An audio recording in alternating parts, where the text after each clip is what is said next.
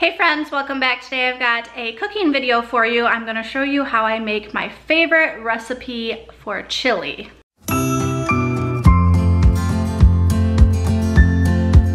If you're new around here, I do hope that you enjoy the video. Consider hitting that red subscribe button down below to be a part of the family. I would love to have you.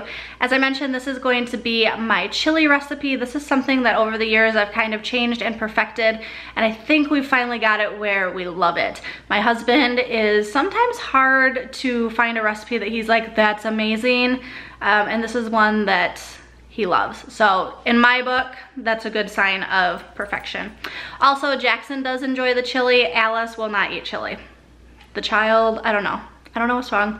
She doesn't like chili. That's okay. I usually just fix her something else, or she'll eat a big salad with like some chicken or whatever. I'm gonna show you my chili recipe, so stay tuned for that. So here are the ingredients that I've got out for chili. This is my recipe that I've kind of made up over the years and gravitated towards, and this is how we prefer the chili. So starting off, I've got 3 pounds of ground beef. Yes, 3 pounds. 2 packets of chili seasoning. I would do hot, but the kids sometimes eat this too. Jackson does, Alice doesn't. 1 large can of tomato sauce. 4 cans of dark red kidney beans, or your preferred beans of choice for chili. 3 cans of the Great Value Chili Ready tomatoes. I think you can probably get the Del Monte brand as well. And last but not least, 2 cans of diced tomatoes with green peppers, celery, and onions. First, I'm gonna go ahead and add the cooked ground beef right to the pan. This is going to free up my bowl because I'm actually going to drain and rinse the kidney beans.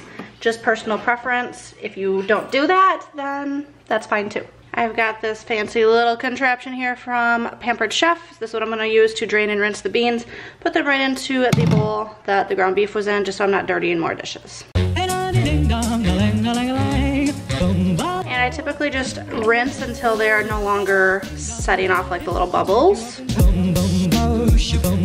Tell me I'm the only one that you love. Life could be a dream, sweetheart.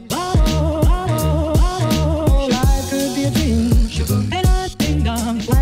And now we're just gonna add everything else into this pan. So the beans, the tomato sauce, the 3 cans of crushed tomatoes, and the 2 cans of diced tomatoes.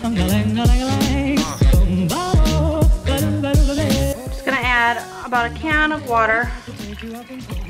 Put the seasoning packets right into it. I don't cook the meat in this. Life could be a dream, sweetheart.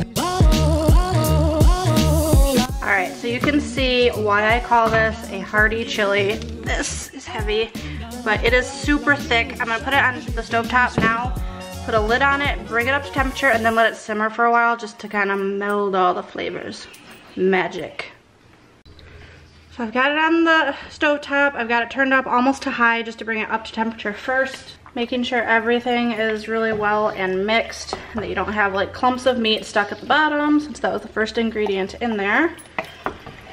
I may end up adding another bit of water to this. Lid on, and we will get back to you. It is starting to boil at the bottom, I can hear it. So I'm gonna stir that so it doesn't scorch. I'm just gonna keep an eye on it until it actually bubbles all the way through, which won't be too long. And it's already starting to smell really good, so very excited. So once it gets to this point, it's already pretty warm through. I'm gonna lower the temperature on the stove and then just let it simmer until we're ready to eat. That could be, I mean, it's ready to serve right now if you wanted to. So it just kinda, personal preference. You can let it sit there and simmer for an hour. In my opinion, chili is always best the next day anyway. I'll show you how we prefer to eat it around here once I actually dish up our bowls. So this is mine and Will's bowl. We both have sharp cheddar cheese, or extra sharp, and then onions, and then I also add some Frank's hot sauce to the top of mine just for a little bit more spice and flavor, but Will does not. And sometimes we'll serve it with crackers. We don't currently have any saltines right now, so this is what we're having. Alright friends, there you have it, my chili recipe. We have this about twice a month once the weather starts cooling down, so like every other Saturday I'll make a big batch and it'll last 2 to 3 days. We love chili leftovers. So drop me a comment down below what you think, or share your chili recipe. I'd love to see your variations. And until next time, thank you so much for watching. I'll see you later.